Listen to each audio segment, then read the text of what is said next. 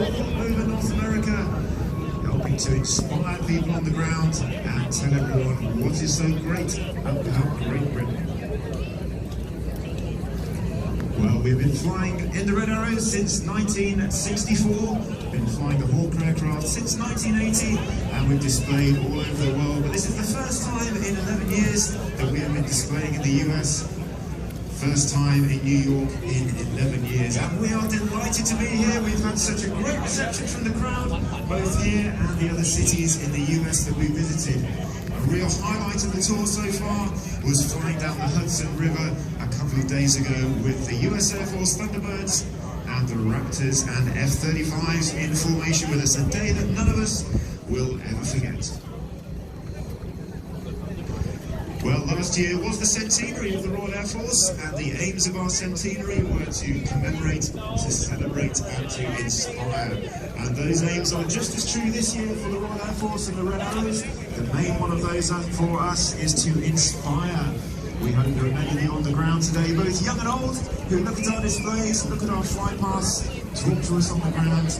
And we want to inspire you to follow your dreams, just like we did when we were walking around at air shows with our parents, before we joined the Royal Air Force and before we became Red Arrows pilots. Now, of course, the Red Arrows, just like the Blue Angels and the Thunderbirds, we are all active duty pilots in the military. Our ground crew are all on active duty, and we spend normally 3 years on the Red Arrows representing the Royal Air Force and representing Great Britain, and it is a great honour for us to do that. As with every display team and every squadron, it's not just the pilots. We have 11 pilots on the team in the red suits. We have at home 120 other personnel known as the Blues. For the colour of their suits, they are everybody from maintenance personnel through to administration, ops, safety equipment photographers, and everything in between. And in fact, it was my backseater, one of our photographers, who captured those amazing images over the Hudson that you may have seen online. Well, in our shows, we try to reflect some anniversaries and some historical comments and topics. And today, expect to see a couple of those, one of which is very relevant to the US, but I'll tell you more about that during the show.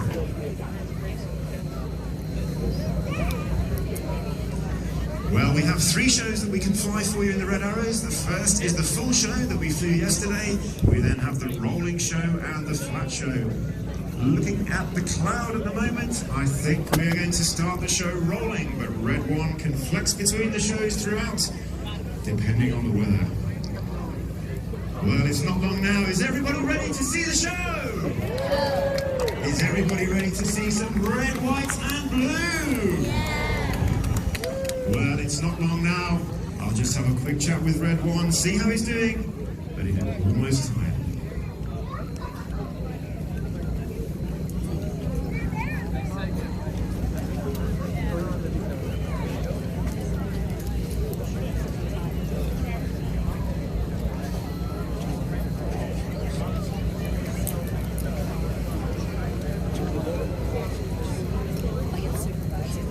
Well, I just heard from Red One, they are 1 minute out. It's time to get those vocal cords warmed up. It's time to get those cameras ready.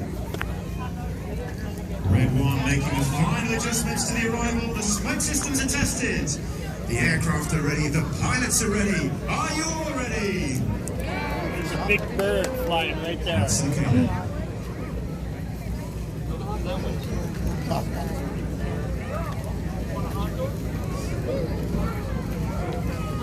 I can tell from the radio the pilots are excited, they're pumped, they're ready. Let's hear it for the Royal Air Force Aerobatic Team, the Red Arrows!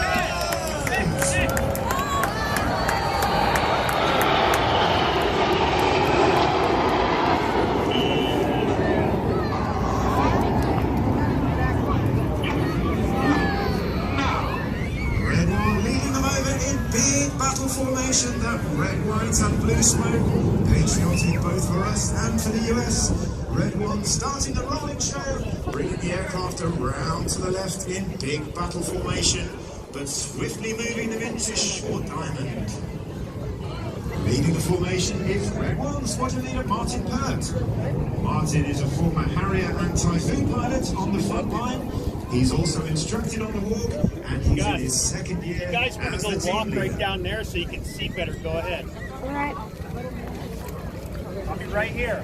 Okay. In from the left-hand side, it's Short Diamond.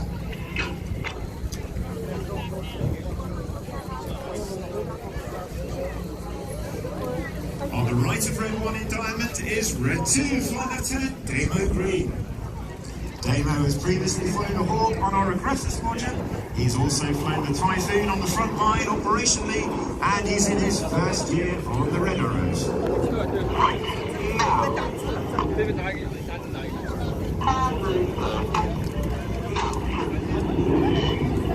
Red 1 using a very metronomic cadence when he talks to the other pilots on the radio.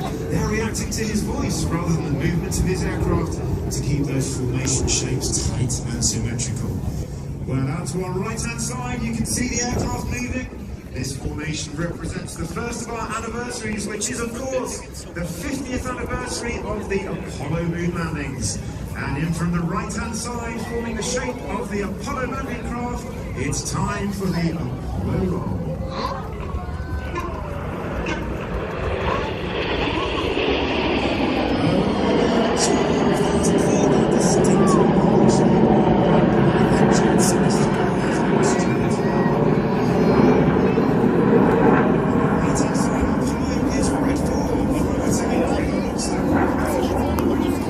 Previously flown the Harrier and the Typhoon. He's instructed on a new version of the Hawk that we now use for fighter training, and he's in his first year on the Red Arrows.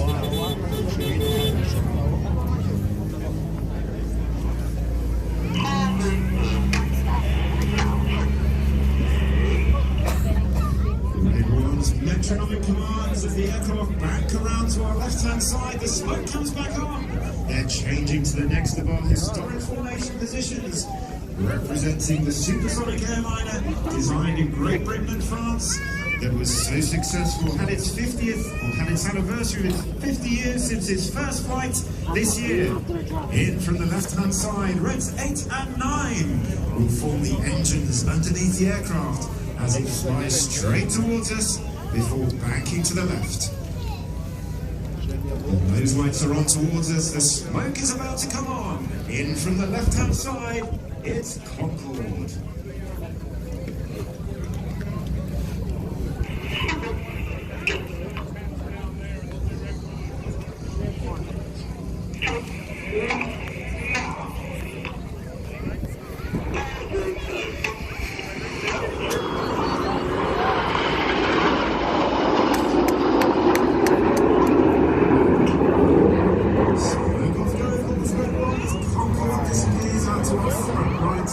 Well, the smoke has come back on.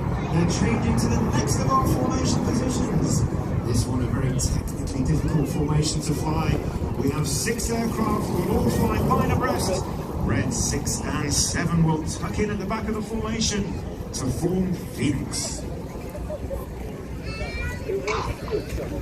On the left of Red 1 in Phoenix is Red 3 Squadron Leader Mike Bowden. Mike has previously flown the Harrier and the Tornado GR4. He's instructed on the Hawk before and is in his 5th season on the Red Arrows. In from the left-hand side, the coloured smoke about to come on for Phoenix.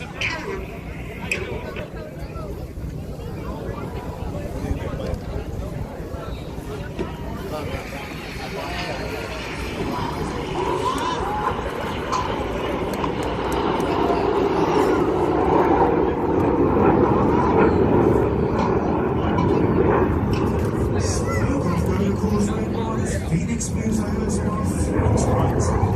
Well, we've seen 2 historic formations already. It's time for another one. This time it's the aircraft that was the mainstay of bombing operations in World War II for Bomber Command in the Royal Air Force. We have all of these aircraft still flying in the UK, operated by our Battle of Britain Memorial flight. It is, of course, the Lancaster. What's that?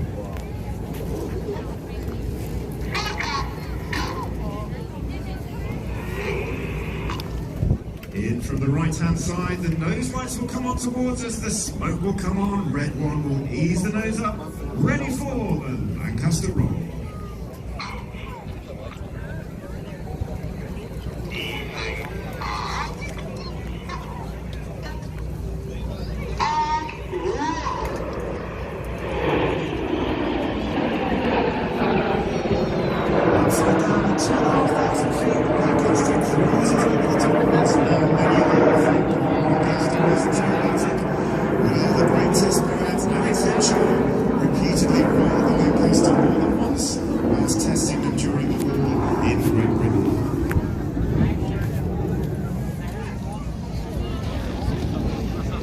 As Lancaster moves off to our left-hand side, it's time for one of my favourite manoeuvres. This manoeuvre represents the combat aircraft that many of us on the team have flown. It retired from RAF service last year, having spent 3 decades flying combat operations. Reds 8 and 9 are about to move to the back of the formation. They'll drop back as the nose lights come round towards us. The air brakes will come out. The smoke will come on. The call will come for 8 and 9 to roll. It's time for Tornado.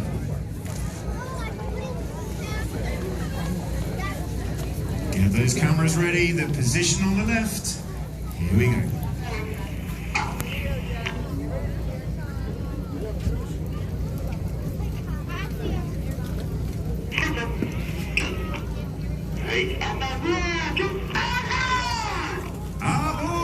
Red 9 as the red and blue smoke comes on. Reds 8 and 9 rolling around the rest of the formation.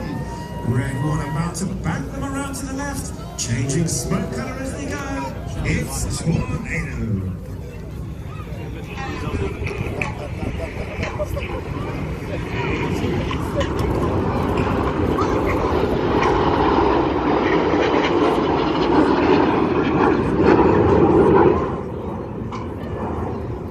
Tornado moves off to our front right. That means we're approaching the end of the first half of our display. Is everyone enjoying it so far? Well,